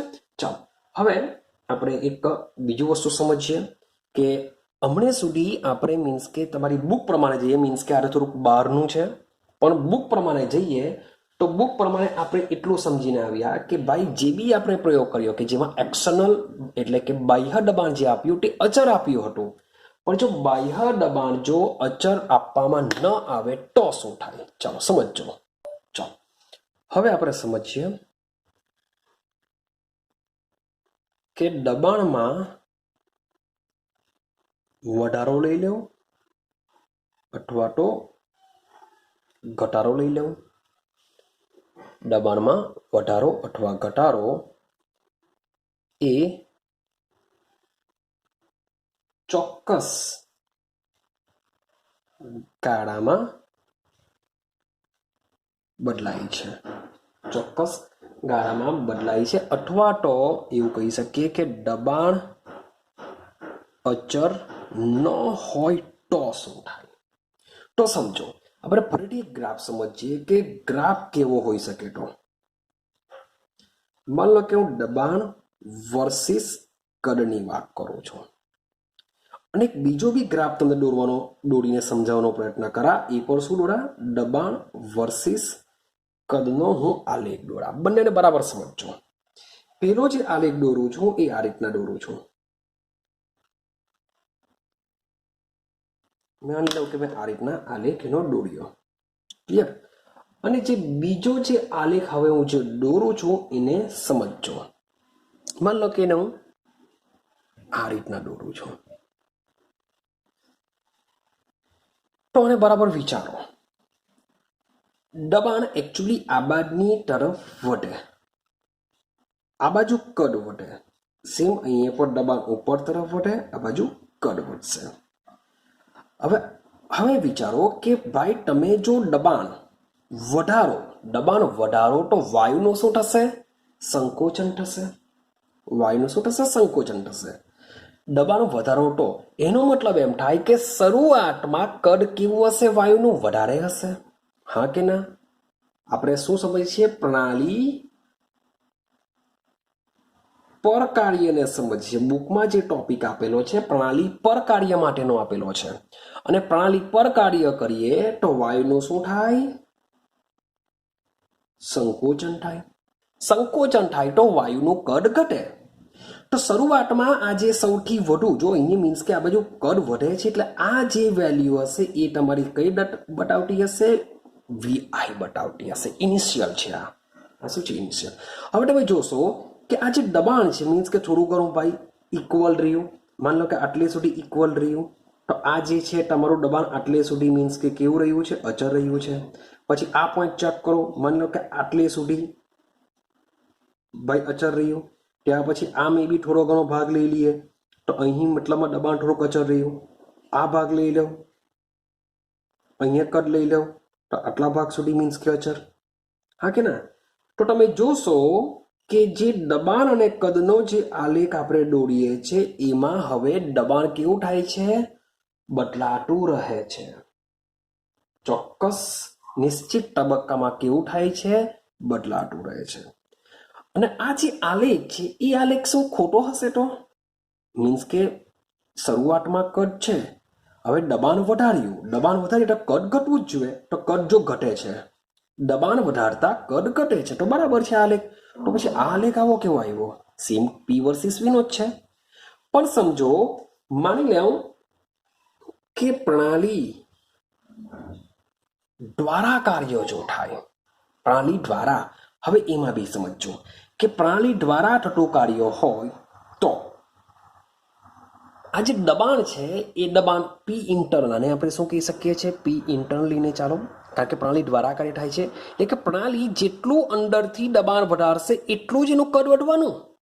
નહીં કે આપણે તો શું દિમાગમાં રાખીશું કે યાર સર કેવી રીતના પોસિબલ છે, દબાણ જો વધે તો કદ તો ઘટવાનું જ, દબાણ વધે તો કદ ઘટે. મીન્સ કે માની લો કે મારી પાસે આ એક નળાકાર છે, આપણે એવું સમજીશું કે આમાં વાયુ છે, આમાં ભાઈ પિસ્ટન મૂકેલો છે, હું આની પર દબાણ વધારું તો કદ તો ઘટે જ. તો આલેખ આવો કેવો આવ્યો, તો ભાઈ સમજો કે વાયુ પ્રણાલી દ્વારા કાર્ય થાય છે. આવો આલેખ શામાં આવશે, પ્રણાલી દ્વારા, કે જ્યારે પ્રણાલી દ્વારા કાર્ય થાય ત્યારે આલેખ આવો આવશે કે એનું દબાણ વધતા, પ્રણાલી જેટલું દબાણ લગાડશે એટલું જ વાયુનું કદ શું થશે, વિસ્તરણ પામશે. વાયુ એટલું શું કરશે, વિસ્તરણ પામશે. બીકોઝ ઓફ પ્રણાલી દ્વારા કાર્ય થાય છે, એમાં વાયુનું શું થતું હોય છે, વિસ્તરણ થતું હોય છે. તો આવા આલેખમાં બી તમે જોશો કે દબાણ શું થાય છે, વધે છે, અચર રહેતું નથી. એટલે કે પ્રણાલી પર કાર્ય થાય કે પ્રણાલી દ્વારા કાર્ય થાય, પણ જ્યારે દબાણ મીન્સ કે બદલાતું રહે તેવા કિસ્સામાં આપણે કાર્ય is equal to P external into delta V સૂત્રનો ઉપયોગ કરીને કાર્યને શોધી શકતા નથી. તો શું કરીશું, કેવી રીતના શોધીએ આવા પ્રયોગોમાં કે જ્યારે દબાણ અચર રહેતું ન હોય ત્યારે શું કરીએ. તો વિચારો કે જેટલા ગારામાં મીન્સ કે એક નાનો અમથો એક ટુકડો વિચારો, આ જે પ્રયોગ થાય છે એમાં નાનો અમથો ટુકડો વિચારો. માન લો કે એક ટુકડો લઈ લઉં, આટલો એક નાનો અમથો ટુકડો લઈ લઉં છું. ક્લિયર, સમજો કે અહીંયા ટુકડો દોરું છું, એક નાનો અમથો મેં ટુકડો લઈ લીધો કે આ જે અહીંયા મીન્સ કે આ બાજુ કદ છે, ઉપર સાઈડ પ્રેશર છે.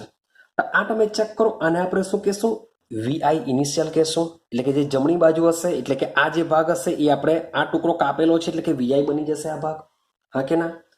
આ જે ભાગ બની જશે કયો બની જશે, વીએફ બની જશે. અને તમે પ્રેશર ચેક કરશો તો પ્રેશરને તમે આ બાજુ લંબાવો તો બંનેમાં દબાણ કેવું થઈ જશે, અચર દબાણ બની જશે. તમે આવો જો ટુકડો એક લઈ લેવો તો ત્યાં આગળ દબાણ કેવું થઈ જશે, અચર થઈ જશે. તો આ ટુકડો મીન્સ કે આ ટુકડા માટે તમે આ સૂત્રનો ઉપયોગ કરીને તમે શું કરી શકો છો, કાર્ય શોધી શકો, હા કે ના. તમે એક આખા પ્રયોગનો એક નાનો અમથો ટુકડો લઈ લો. આ નાના અમથા ટુકડાને કેમિસ્ટ્રીની ભાષામાં વાત કરીશું અતિ સૂક્ષ્મ, અતિ સૂક્ષ્મ બી અનંત સૂક્ષ્મ બોલીશું. શું કહેશું આપણે, અનંત સૂક્ષ્મ ભાગ આપણે લેશું, અનંત સૂક્ષ્મ ભાગ. જો દબાણ અચર ન હોય તો, જો દબાણ અચર ન હોય તો આપણી જે પ્રણાલી છે એ એક અવસ્થામાંથી બીજી અવસ્થામાં જશે, એને આપણે પ્રક્રમથી ઓળખીશું. તો જ્યારે દબાણ અચર ન હોય અને પ્રક્રમ દરમિયાન એવી રીતે બદલાતું હોય કે જે વાયુનું દબાણ કરતા અનંત સૂક્ષ્મ રીતે વધારે હોય છે. મીન્સ કે દબાણને આપણે અનંત સૂક્ષ્મ રીતે ખાલી વધતો બતાવીએ, દબાણને શું કરીએ, અનંત સૂક્ષ્મ રીતે વધતો ગણીએ. હવે અનંત સૂક્ષ્મનો મતલબ શું થાય કે ભાઈ એવું સમજી લો કે દબાણ બદલાતું ન હોય અને અનંત સૂક્ષ્મ રીતે વધતો ગણીએ તો આજે કદમાં થતો ઘટાડો, જો ભાઈ કદમાં તો ઘટાડો થવાનો, કારણ કે આપણે આ બાજુ જઈએ છીએ, જેમ જેમ દબાણ વધશે તેમ તેમ કદમાં ઘટાડો થાય. તો કદમાં થતો ઘટાડો બી કેવો હોય છે, અનંત સૂક્ષ્મ રીતે કેવો હશે, ઓછો હોય છે. કદમાં થતો ઘટાડો બી કેવો હોય છે, અનંત સૂક્ષ્મ રીતે ઓછો હોય છે. અને એ કદમાં થતા ઘટાડાને હવે આ જે તફાવત છે એને આપણે ડેલ્ટા વી નહીં કહી શકીએ, એને આપણે ડેલ્ટા વી કહેવાનું નથી. કેમ, કારણ કે આ તો ટોટલી ઓલ ઓવર આખો જે પિસ્ટન છે એ પિસ્ટનમાં વાયુનું સંકોચન જે થાય છે એ કેટલું સંકોચન થાય છે એને આપણે ડેલ્ટા વી વડે દર્શાવીશું. પરંતુ આ તો ખૂબ જ એટલે અનંત સૂક્ષ્મ રીતે ઘટાડો થાય છે, તો એ ઘટાડાને દર્શાવીશું આપણે ડેલ્ટા વી દ્વારા. શાના દ્વારા દર્શાવીશું આપણે? ડેલ્ટા વી દ્વારા દર્શાવીશું. અને આ જે દબાણમાં થતો જે સૂક્ષ્મ વધારો છે એને આપણે ડેલ્ટા પી વડે દર્શાવી દઈએ. એને આપણે શાના વડે દર્શાવીએ? ડેલ્ટા પી. મીન્સ કે એટલો ઓછો વધારો થાય છે, એનામાં એટલો ઓછો ઘટાડો થાય છે. મીન્સ કે સીધું આ સમીકરણ દ્વારા બી આપણે લખવું હોય તો લખી શકીએ. પણ માત્ર આ ગારાની વાત કરીએ કે આ ગારા માટે કેવી રીતના કાર્ય લખી શકાશે. તો આ ગારા માટે જોજો કે W ઇઝ ઇક્વલ ટુ આપણે શું લખીશું? W is equal to. હવે ભાઈ એના કદમાં શું થાય છે? જો આપણે દબાણ તો એવું લીધું કે દબાણ મોટે ભાગે કેવું રહેશે? એકદમ અચર રહેશે એવું લીધું. તેવા કિસ્સામાં એના કદમાં થતો ઘટાડો ખૂબ જ અનંત રીતે સૂક્ષ્મ હોય છે, પણ થાય તો છે જ કદમાં ઘટાડો.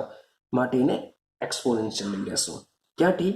VI થી VF, કારણ કે કદમાં શું થાય છે? ઘટાડો થાય છે. ક્લિયર? લગાડીએ છે ક્યારે? P એક્સટર્નલ જ આવશે અને કદમાં થતા ઘટાડા માટે આપણે અહીંયા DV મૂકી દેશું. ક્યાં થાય છે? કદમાં થતા ઘટાડા માટે આપણે શું મૂકી દેશું? DV મૂકી દેશું. હવે પાછું સેમ વસ્તુ શાની પર થાય છે? પ્રણાલી પર કાર્ય થાય છે, માટે આવશે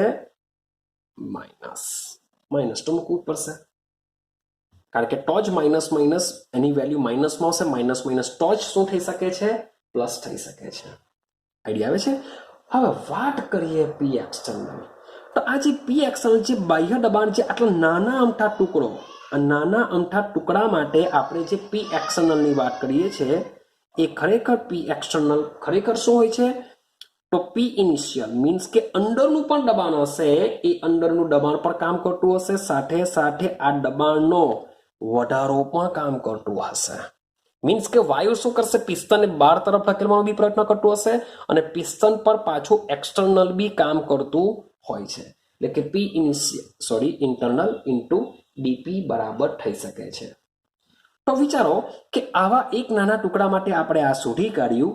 હવે એવા જેટલા બી દબાણમાં ફેરફાર થાય છે એવા નાના ટુકડા બનાવી દઈએ આપણે. આખા જેટલા બી પ્રયોગ થાય છે, શબ્દ સમજો, જેટલો બી પ્રયોગ થાય છે એ બધા પ્રયોગમાં આપણે આવા નાના ટુકડા, બાજુમાં બીજો ટુકડો, આખા પ્રયોગમાં આવા ટુકડા બનાવી દઈએ ને દરેકે દરેક ટુકડાનું જે કાર્ય છે એ કાર્યનો આપણે શું કરી દઈએ? સરવાળો કરી દઈએ. જે નાનો ટુકડો છે એનો આપણે શું કરી દઈએ? સરવાળો. આ જે ફોર્મ્યુલા આવી એ માત્ર આ ટુકડા માટે છે. એવો કોઈ બીજો ટુકડો બાજુમાં વિચારો, એવો બીજો ટુકડો વિચારો, એવો બીજો ટુકડો વિચારો. તો જેટલા બી ટુકડા માટે આ કાર્ય આવ્યું હશે એ બધા કાર્યનો શું કરવામાં આવે છે? સરવાળો કરવામાં આવે છે. માટે જ તમને લખવામાં આવ્યું છે કે જો સંકોચનના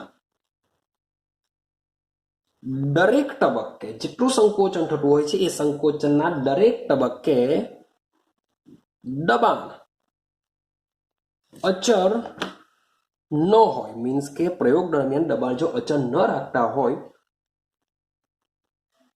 પણ નિશ્ચિત તબક્કામાં બદલાતો હોય. શબ્દ શું છે? મેઇન નિશ્ચિત તબક્કામાં બદલાતું હોય.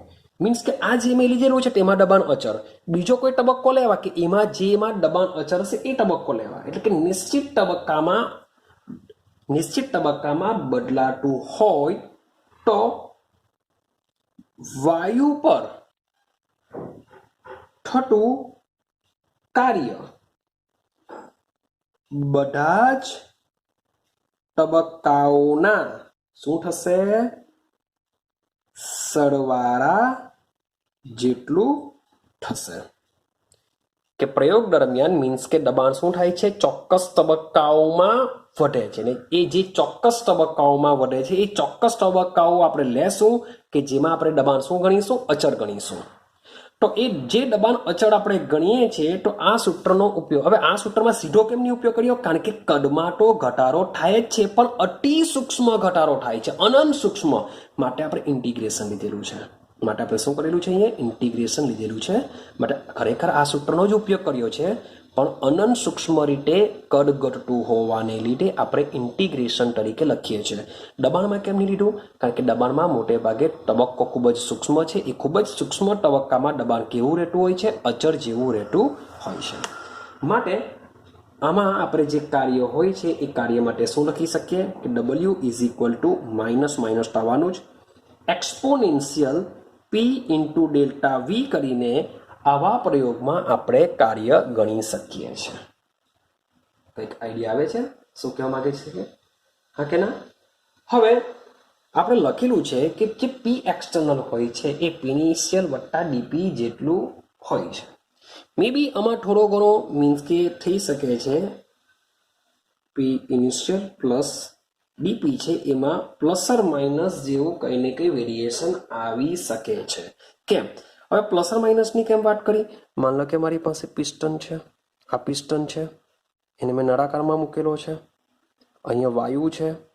તો તમે પિસ્ટનને જેટલું અંડર તરફ એક્સટર્નલ આપશો એટલો આ વાયુ મે બી જે સંકોચાય છે એ શું કરી શકે છે? બહાર તરફ ઇનિશિયલ પણ લગાડી શકે છે. તમે જેમ જેમ બલૂનમાં હવા ભરતા જાઓ તો એ હવા શું કરશે? પેલા રબરની જે ફુગ્ગાની જે સપાટી હશે એ સપાટી પર શું કરશે? દબાણ લગાડશે, બહાર નીકળવાની વાત કરશે. માટે તમે આની પર જેટલું એક્સટર્નલ લગાડશો એટલું આ ઇનિશિયલ બી શું કરતું હોય છે? અંદરનું દબાણ બી પિસ્ટન ઉપર દબાણ લગાડતું હોય છે. માટે એ દબાણ હોય છે પી ઇનિશિયલ અને સાથે સાથે દબાણમાં થતો ફેરફાર, અનંત સૂક્ષ્મ રીતે દબાણમાં થતો ફેરફાર એનો સરવાળા બરાબર આપણે પી એક્સટર્નલ લઈએ છીએ. એટલે કે દબાણ મીન્સ કે દબાણ પિસ્ટન પર અંદરથી બહાર બી લાગે છે અને બહારથી ભાઈ આપણે અંદર પણ ધીમે ધીમે લગાડતા હોઈએ છીએ. તો આ કિસ્સામાં જ્યારે પ્લસ ઓર માઇનસ મૂકવામાં આવે છે તો આવા પ્રક્રમોને આપણે પ્રતિવર્તી પ્રક્રમ કહીએ છીએ. શું કહે છે આવા પ્રક્રમોને? પ્રતિવર્તી. મીન્સ કે અંદરથી પણ દબાણ લાગે છે, સાથે સાથે બહારથી પણ દબાણ લાગે છે. મીન્સ કે બંને તરફ લાગે છે. માટે આવા પ્રક્રમોને શું કહેશું? આપણે પ્રતિવર્તી પ્રક્રમ કહેશું. અને આ જે પ્રક્રમ છે, આવા આપણે પ્રક્રમ લઈએ તો આ જે પ્રક્રમ છે કે એ પ્રક્રમમાં જે આપણો કદનો જે ફેરફાર થાય છે એ ફેરફાર આપણે ક્યારે પ્રતિવર્તી કહી શકીએ? પ્રતિવર્તી ક્યારે કહી શકાય? તો આપણો જે આ જે ફેરફાર જે થાય છે એ ફેરફાર અનંત સૂક્ષ્મ રીતે કેવો હોવો જોઈએ? અનંત સૂક્ષ્મ રીતે પ્રતિગામી કરી શકાવો જોઈએ. કેવો થઈ શકતો હોવો જોઈએ? પ્રતિગામી. પ્રતિગામી શું છે, પુરોગામી શું છે? એક કેમિકલ રિએક્શન બતાવો. માન લો કે CaCO3 છે, આને જો તમે ગરમી આપો તો આમાંથી બનશે CaO વત્તા CO2. તો આ કેલ્શિયમ કાર્બોનેટમાંથી જે CaO વત્તા CO2 બને છે આ પ્રોસેસને કહેવાય પુરોગામી પ્રક્રિયા. મીન્સ કે આના પછીના ચેપ્ટરમાં આવશે.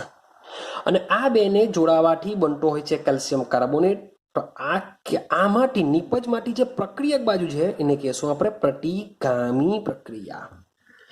એટલે કે પુરોગામી પ્રક્રિયા કોને કહેશું? મીન્સ કે એક્સટર્નલ જે લાગે છે એને પુરોગામી કહેશું, ઇન્ટરનલ જે લાગે છે એને શું કહેશું? પ્રતિગામી કહેશું.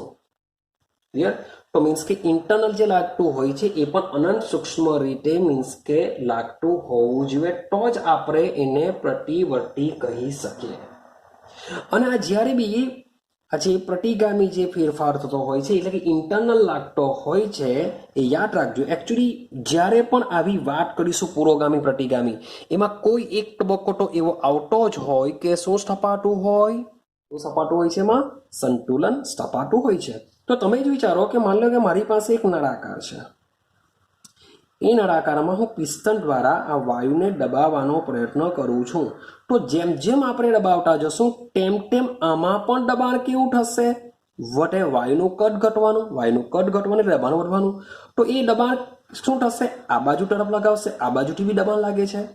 તો આ બાજુથી મીન્સ કે તમે દબાણ લગાવતા જાઓ છો તો આ બાજુથી બી દબાણ લાગશે. જેમ જેમ આ તમે આ બાજુ દબાણ મીન્સ કે વધારતા જઈને આને આ બાજુ અંદરની તરફ પિસ્ટનને ઢકેલશો તેટલું જ આ દબાણ બી શું કરશે?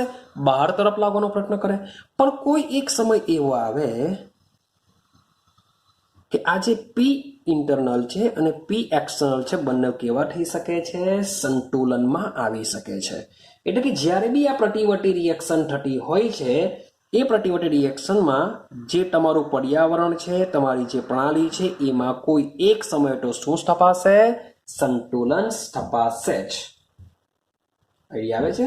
તો જે રિવર્સિબલ રિએક્શન હોય છે એ રિવર્સિબલ રિએક્શનમાં પણ સેમ આ રીતના કામ કરતું હોય છે. આઈડિયા આવે છે? ચાલો આગળ જઈએ, આપણે આગળ સમજીએ. ઓકે ચાલો. તો જે પ્રતિવર્તી પ્રક્રમ હોય છે એ પ્રતિવર્તી પ્રક્રમમાં શું થવાનું, પી ઇનિશિયલ બી કામ કરતું હોય છે, સાથે સાથે પી એક્સટર્નલ બી કામ કરતું હોય છે. મીન્સ કે અંદર તરફ બી દબાણ લાગતું હોય, બહારની તરફ બી દબાણ લાગતું હોય.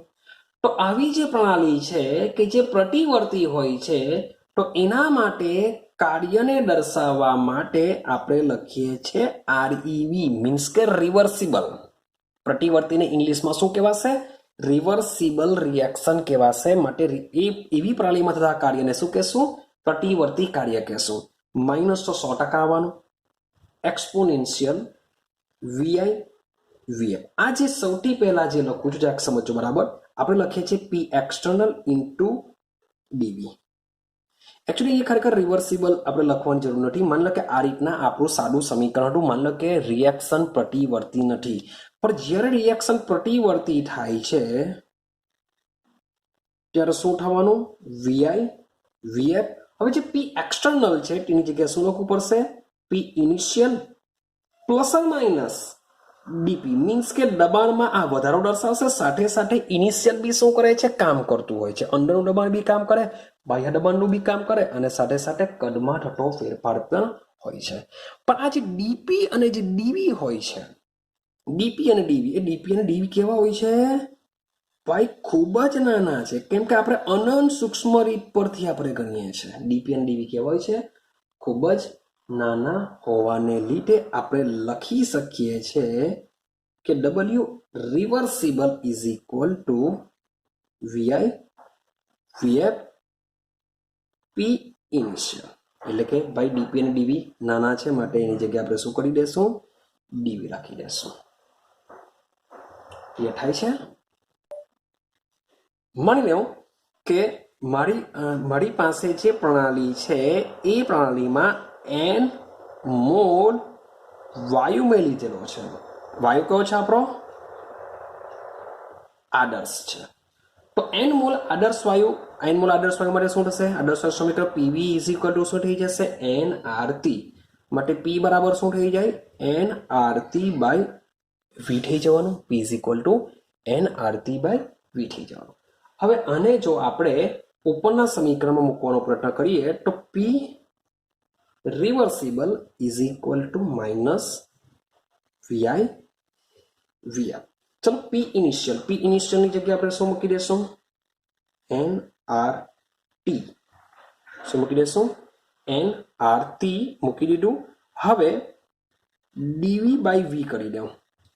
ઉપર સમીકરણ તમને દેખાય જ છે કે જે પી ઇનિશિયલ છે, પી ની જગ્યા આ સૂત્ર મેં મૂકી દીધું, એનઆરટી. ડીવી બાય મેં વી મૂકી દીધું. હવે જે ડીવી બાય જે વી છે એનું શું થઈ શકે? તો જરાક સમજતા જજો કે W reversible is equal to minus. હવે આને હું કાઢી નાખું છું. મીન્સ કે આ તો બધું અચળ છે, બધું અચળ છે, માટે એને બહાર કાઢી લઉં.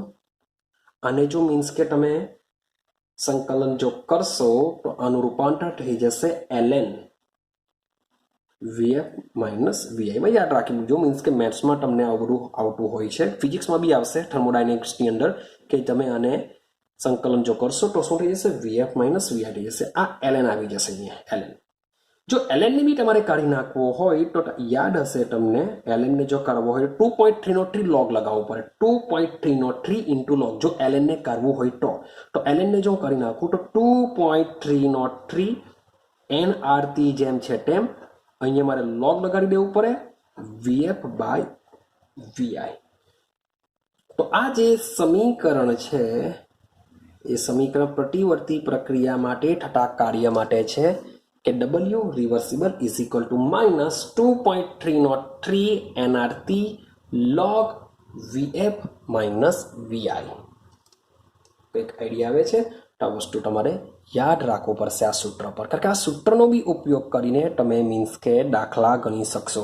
તો બે જાતના મેં તમને દાખલા કીધા કે એક તો ગ્રાફ, JEE નીટમાં શું થાય છે, ગ્રાફ આપી દીધેલા હોય છે અને ગ્રાફ પરથી કાર્ય શોધવાનું કહેશે, અથવા તમને એક રકમ આપી દેશે, તમને વીએફ આપેલો, શરૂઆતનું કદ આપેલું હોય, અંતિમ કદ આપેલું હોય, ટેમ્પરેચર આપેલું હોય, એન અને આર, એન મોલ આપી દીધેલા હોય, તો આ સૂત્રનો ઉપયોગ કરીને બી કાર્ય શોધી શકો છો. યાદ રાખજો. તો આ જે છે આ સૂત્ર મીન્સ કે સીધો જ તમે મૂલ્યો જો આપેલા હોય તો આ સૂત્રનો ઉપયોગ કરીને કાર્ય શોધી શકો છો, અથવા તો બીજું કાર્ય શોધવાના હોય છે ગ્રાફ દ્વારા. તમને માત્ર ને માત્ર ગ્રાફ આપી દેશે અને કાર્ય શોધવાનું કહી દેશે. માની લો કે પાછું રિપીટેશન કરું, મારી પાસે દબાણ વર્સિસ કદનું છે કે માની લો કે અહીંયા મારો કોઈ વાયુ છે A થી B, ભાઈ અહીંયા માની લો કે B થી C છે, ક્લિયર. ચાલો માની લો કે અહીંયા મારો D છે ને આ એક A થી DB છે. તો તમને પૂછ્યું કે ABCDમાં કેટલું કાર્ય થાય, ABCDમાં કેટલું કાર્ય થાય, આવો કોઈ ગ્રાફ પરથી પૂછી કાઢ્યો તો શું કરશો? સૌથી પહેલા જો તમે A અને B ની વાત કરીએ, A થી B, તો A થી B માં કાર્ય કેટલું થવાનું? જો એક જ ઊભી લાઈનમાં આપ્યું એટલે કાર્યમાં થતો તફાવત 0 થઈ જશે, એટલે કે AB માં તો કેટલું થઈ જવાનું? 0 થઈ જવાનું. હા કે ના? એક જ લાઈનમાં છે. હવે WBC ની વાત કરીએ, WBC માં કેટલું કાર્ય થશે? તો ભાઈ એને તમે શોધી શકો છો કે આ ઇનિશિયલ કદ, આ જો શબ્દ સમજો, આ ઇનિશિયલ કદ, આ VI, આ VF. સૂત્ર કયું છે? W બરાબર -P external into delta V. આ delta V VF minus VI કહીને શોધી શકો. P એક્સટર્નલ એટલે કે આ જે દબાણ અહીંયા કેટલું હશે એ મૂકી દેવાની જગ્યાએ ગ્રાફ પરથી, તો એના પરથી તમે WBC શોધી કાઢશો. સેમ પાછું WCD, એક જ ઊભી લાઈનમાં આવી ગયું, કદમાં તફાવત નહીં થશે તો WCD ઇઝ ઇક્વલ ટુ 0 થઈ જશે. આ AD છે, AD ને પાછું BC જેમ આ રીતના સૂત્ર મૂકીને શોધી કાઢો. પછી WABCD શોધવા માટે આ જેટલા પણ છે WAB વત્તા WAB કરી નાખો, વત્તા WBC કરી દેવું, વત્તા WCD કરી દેવું, વત્તા WAD કરી દેવું, તો બધાનો સરવાળો કરશો તો ABCD મળી જશે. તો આ મુજબના ક્વેશ્ચન મીન્સ કે કન્ફ્યુઝન કરી દેશે, મીન્સ કે કહેશો યાર આવું તો વળી કંઈ સમજ્યા નથી. તો આવા બધા ક્વેશ્ચનો નીકળતા હોય છે. મીન્સ કે બે જાતના ક્વેશ્ચન, ક્યાં તો એક તો સીધો સિમ્પલ ક્વેશ્ચન મીન્સ કે અચળ દબાણ રહેતું હોય તો આ સૂત્રનો ઉપયોગ કરીને કાર્ય શોધી શકાય, અથવા માત્ર એક્ઝામમાં આવો ગ્રાફ આપી દેશે, વેલ્યુ બધી આપી દેશે, મીન્સ કે અહીંયા અહીંયા અહીંયા બધી આપી દેશે ને ગ્રાફનો ઉપયોગ કરીને કાર્ય શોધી શકાય. ગ્રાફ આપેલો હોવો જોઈએ તો ગ્રાફ પરથી કાર્ય શોધી શકાય આ રીતના. અથવા ગ્રાફ નહીં આપેલો હોય તો વેલ્યુ આપેલી હશે, શરૂઆતનું કદ આપ્યું હશે, અંતિમ કદ આપ્યું હશે, ટેમ્પરેચર આપ્યું હશે, મોલ આપ્યું હશે, તો આ સૂત્રનો ઉપયોગ કરીને તમે શું શોધી શકો છો? કાર્ય શોધી શકો છો. ક્લિયર થાય છે? ચાલો હવે એક મીન્સ કે અહીંયા થિયરી કમ્પ્લીટ થાય છે આપણી. હવે સમજીએ કે માની લો કે મારો જે વાયુ છે એ વાયુ મુક્ત વિસ્તરણ કરે છે. શું કરે છે? મુક્ત વિસ્તરણ કરે છે. મુક્ત વિસ્તરણનો મતલબ શું થાય? એના પર નથી કોઈ દબાણ લાગતું, એને કઈ બી થતી, એની મેરે રખડે છે, મુક્ત પોતાની જાતે જ એમથી તેમ જાય છે, તો શું થઈ શકે? તો ભાઈ મુક્ત વિસ્તરણ માટે આપણે જવું પડશે શૂન્ય અવકાશમાં. એના પર કોઈ પણ જાતનું કોઈ પણ દબાણ કંઈ લાગતું નથી, એટલે કે આપણે જવું પડશે શૂન્ય અવકાશમાં. ને શૂન્ય અવકાશમાં જઈએ ત્યારે P એક્સટર્નલ કેટલું થઈ જશે? 0. તો જ મુક્ત વિસ્તરણ કહેવાશે. યાદ રાખજો, મુક્ત વિસ્તરણનો મતલબ શું થાય? એના પર કોઈ પણ જાતનું દબાણ લાગવું ન જોઈએ. તો શૂન્ય અવકાશમાં જે P એક્સટર્નલ હોય છે એ શું કહેવાશે? 0 હશે. તો જ્યારે શૂન્ય અવકાશમાં વાયુ જે વિસ્તરણ પામે છે એને જ શું કહેવાય છે? એનું મુક્ત વિસ્તરણ કહેવાશે. કે જે પણ વાયુ શૂન્ય અવકાશમાં વિસ્તરણ પામે છે તેને એનું શું કહેવાશે? મુક્ત વિસ્તરણ કહેવાશે. તો યાદ રાખજો કે જ્યારે પણ આદર્શ વાયુ શૂન્ય અવકાશમાં મુક્ત વિસ્તરણ પામતો હોય, માની લો કે વાયુ તરીકે આપણે લઈ લઈએ, મારી પાસે આદર્શ વાયુ છે, ક્લિયર છે? તો જ્યારે આદર્શ વાયુ આવા મુક્ત વિસ્તરણમાં હોય ત્યારે એમના દ્વારા કોઈ પણ પ્રકારનું કાર્ય થતું નથી. કારણ કે P external is equal to 0 છે. તો ડેલ્ટા V એનું જે કદ છે એના કદનો ભલે ગમે તેટલો તફાવત આવે પણ 0 થશે, ગુણાશે એટલે 0 થઈ જશે. તો જ્યારે આદર્શ વાયુ શૂન્ય અવકાશમાં હોય તેના દ્વારા કોઈ પણ કાર્ય થતું નથી, યાદ રાખજો. હવે આ જે વાયુ છે, આ જે પ્રક્રમ છે, સમજો જે પ્રક્રમ છે ભલે પછી પ્રતિવર્તી હોય કે ભલે પછી અપ્રતિવર્તી હોય, રિવર્સિબલ હોય કે ઇરિવર્સિબલ હોય, પ્રતિવર્તી હોય કે અપ્રતિવર્તી હોય, શૂન્ય અવકાશમાં વાયુ છે માટે એના દ્વારા કોઈ કાર્ય થશે નહીં. આઈડિયા આવે છે? આ વસ્તુને દિમાગમાં રાખજો. ચાલો હવે સમજો કે આપણે એક અગાડી સૂત્ર સમજીને W is equal to P external into delta V. Clear છે? ચાલો હવે માની લઈએ આપણે ભણીને આવ્યા છે કે ઉષ્માગતિ શાસ્ત્રનો પ્રથમ નિયમ. ઉષ્માગતિ શાસ્ત્રનો પ્રથમ નિયમ શું છે? By delta U is equal to Q plus W. તો આ જે ડબલ્યુ ની વેલ્યુ છે, માની લો કે આમાં હું મૂકું તો શું થઈ શકે? Delta U is equal to શું થશે? Q plus P external into delta V જેવું થઈ જશે. પરંતુ આ જે પ્રક્રમ છે, જો શબ્દ બોલું છું, જો પ્રક્રમ અચર કદે કરવામાં આવે, મીન્સ કે એમાં કદમાં ફેરફાર થતો જ ન હોય, તો delta V is equal to શું થઈ જશે? 0 થઈ જશે. Delta V is equal to 0 થાય એટલે કે delta U is equal to માત્ર રહેશે ક્યુ, અને અચર કદ છે માટે અહીંયા મૂકવામાં આવે છે વી. ના પાડાંકમાં શું મૂકવામાં આવે છે? વી મૂકવામાં આવે છે. તો આ delta U is equal to Q, કે જ્યારે પ્રણાલી અચર કદે ઉષ્મામાં થતો ફેરફાર તેની આંતરિક ઉર્જામાં થતા ફેરફાર બરાબર હોય છે. આનો મતલબ શું થશે? કે પ્રણાલીના પ્રક્રમમાં અચર કદે થતો ઉષ્માનો ફેરફાર તેના આંતરિક ઉર્જાના ફેરફાર બરાબર હોય છે. એટલે કે એવી પ્રણાલી કે જેમાં કદમાં ફેરફાર થતો ન હોય, માત્ર ઉષ્મામાં ફેરફાર થાય છે. ઉષ્મામાં ફેરફાર મીન્સ કે બંધ પ્રણાલી જેવું વિચારી લો કે દ્રવ્ય જેવો છે તેવો રહેવાનો, ખાલી ઉષ્મામાં ટ્રાન્સફર થાય છે. તો અચર કદે થતો ઉષ્માનો આ જે ફેરફાર છે એના શું હોય છે? આંતરિક ઉર્જામાં થતા ફેરફાર બરાબર હોય છે. ક્લિયર? ચાલો હવે બીજી વસ્તુ જરાક સમજવાની છે. એક નાનું અમથું એક બીજું સૂત્ર બી તમારે આના પરથી એક સમજવાનું છે, એને બી સમજી લઈએ આપણે, જેથી આખો પોઈન્ટ આપણો કમ્પ્લીટ થઈ જાય. તો એક બીજો પોઈન્ટ છે આપણો, આદર્શ વાયુનું સમતાપી શબ્દ છે, સમતાપી અને સાથે સાથે મુક્ત વિસ્તરણ. ચાલો તો આદર્શ વાયુ શૂન્ય અવકાશમાં, મીન્સ કે માની લો કે ટ્રાવેલિંગ કરે છે. આદર્શ વાયુ શું કરે છે? શૂન્ય અવકાશમાં. કારણ કે મુક્ત વિસ્તરણ છે એટલે કે શૂન્ય અવકાશ જ આવશે. એટલે કે આપણો આદર્શ વાયુ ક્યાં રખડે છે ભાઈ? શૂન્ય અવકાશમાં. તે પણ કેવું છે? સમતાપી. કેવું છે? સમતાપી વિસ્તરણ કરે છે. શૂન્ય અવકાશમાં સમતાપી વિસ્તરણ કરે છે. તો શું થઈ શકે? તો મેં તમને કીધું કે આપણો ભાઈ કોઈ પણ વાયુ હોય, આદર્શ હોય કે ન હોય, શૂન્ય અવકાશમાં વિસ્તરણ કરે તો એના દ્વારા કોઈ કાર્ય થશે નહીં. કેમ કાર્ય નહીં થાય? કારણ કે ત્યાં આગળ દબાણ ઇઝ ઇક્વલ ટુ કેવું હોય છે? 0 હોય છે. કારણ કે W is equal to minus P exponential into delta V કરશો, આની જગ્યાએ તમે 0 મૂકી દો તો કાર્યની વેલ્યુ કેટલી આવી જતી હોય છે? 0 આવી જતી હોય છે. એવું પ્રયોગો દ્વારા સાબિત થઈ શક્યું છે કે શૂન્ય અવકાશમાં વિસ્તરણ કરતો જે વાયુ છે એના દ્વારા કોઈ પ્રકારનું કાર્ય થતું નથી. ક્લિયર છે? ચાલો હવે જે વાયુ છે એ વાયુ ઉષ્મા ગુમાવતો કે મેળવતો નથી. એટલે કે Q ઇઝ ઇક્વલ ટુ બી શું થઈ જવાનું? 0 થઈ જવાનું.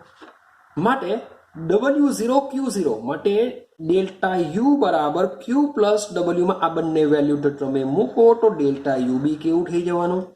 0 થઈ જવાનું. જો આદર્શ વાયુ સમતાપી રીતે મુક્ત વિસ્તરણ કરતો હોય તો એના માટે કાર્ય બી 0 થઈ જશે, Q બી 0 થઈ જશે, P એક્સટર્નલ બી 0 થાય, તો જ મીન્સ કે W0 થશે અને ડેલ્ટા યુ પણ 0 થઈ જશે. ક્લિયર છે? તો આવા મીન્સ કે સમતાપી અપ્રતિવર્તી ફેરફારો માટે આના માટે આપણે નીચે મુજબ કંઈક દર્શાવી શકીએ. મીન્સ કે તમારે થોડાક એના સમીકરણ તમારે યાદ રાખવા પડશે.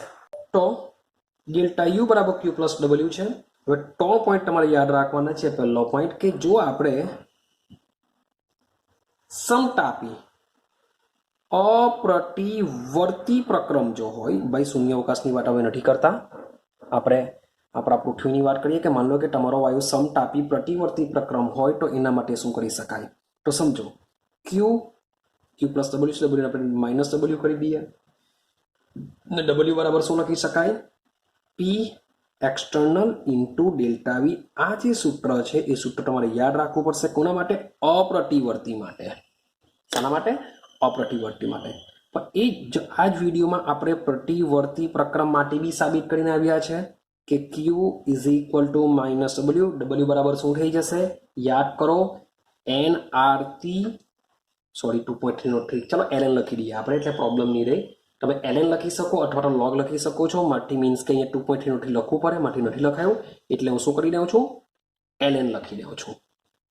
વીએફ બાય વીઆઈ અથવા તો શું કરવું પડશે? Is equal to 2.303 NRT log VF by VF મૂકવું પડશે. આ સૂત્ર બી આપણે સાબિત કરીને આવ્યા છે.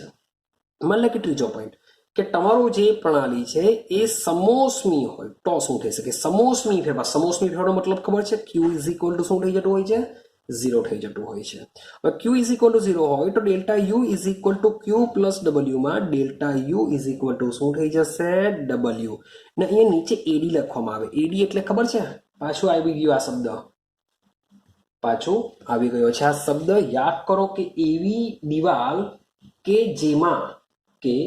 જેમાં ઉર્જાનું ટ્રાન્સફર થઈ શકતું નથી, તેના માટે તમને ઇંગ્લિશમાં વર્ડ આપેલો છે, એના પરથી એને આપણે એડી કહીએ છીએ. એડી આવે છે એના માટે એને શું કહીએ છીએ? આપણે એડી લખીએ છીએ.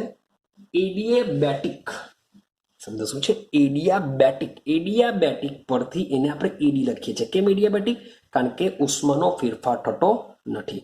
તો જ્યારે આપણી પ્રણાલી અપ્રતિવર્તી હોય ત્યારે આપણે આ સૂત્રનો ઉપયોગ કરવો પડશે. જ્યારે આપણી પ્રણાલી પ્રતિવર્તી હોય ત્યારે આપણે આ સૂત્રનો ઉપયોગ કરવો પડશે. મીન્સ કે માઇનસ ડબલ્યુ, આ માઇનસ એટલે આ બાજુ લઈ જાઓ તો ઉપરનું સમીકરણ જ બની જવાનું આપણું કે W reversible is equal to minus 2.303 NRT log VF by I. એટલે એ સૂત્ર જ બેઠું બની ગયું. અને જો સમોષ્મી હોય તો ડેલ્ટા યુ બરાબર ડબલ્યુ એડી થશે. મીન્સ કે આ સૂત્ર પરથી બી તમને ક્વેશ્ચન એટલે કે દાખલા ગણવાનું પૂછી શકાશે. જે બી વસ્તુ છે અહીં સુધી આપણે જે વાત કરી છે એ ઉષ્માગતિશાસ્ત્રના પ્રથમ નિયમ ઉપર જ બધી હજુ વાત ચાલી રહી છે. ક્લિયર છે? તો આ વિડીયો મીન્સ કે અહીં સુધી જ રાખીશું. મેં તમને પહેલા જ કીધેલું છે કે ફિઝિકલ કેમેસ્ટ્રી છે, થોડું ઘણું તમારે સમજવું પડશે. એમ તો છે ઇઝી જ છે, ઇઝી. જો બરાબર દિમાગમાં ફિટ થઈ જાય તો ખૂબ જ ઇઝી છે. ક્લિયર? તો મીન્સ કે નેક્સ્ટ વિડીયોમાં આપણે એક નવા અવસ્થા વિધેયથી શરૂઆત કરીશું. એ પણ ખૂબ જ ઇન્ટરેસ્ટિંગ છે. તો મળીશું હવે આપણે નેક્સ્ટ વિડીયોની અંદર.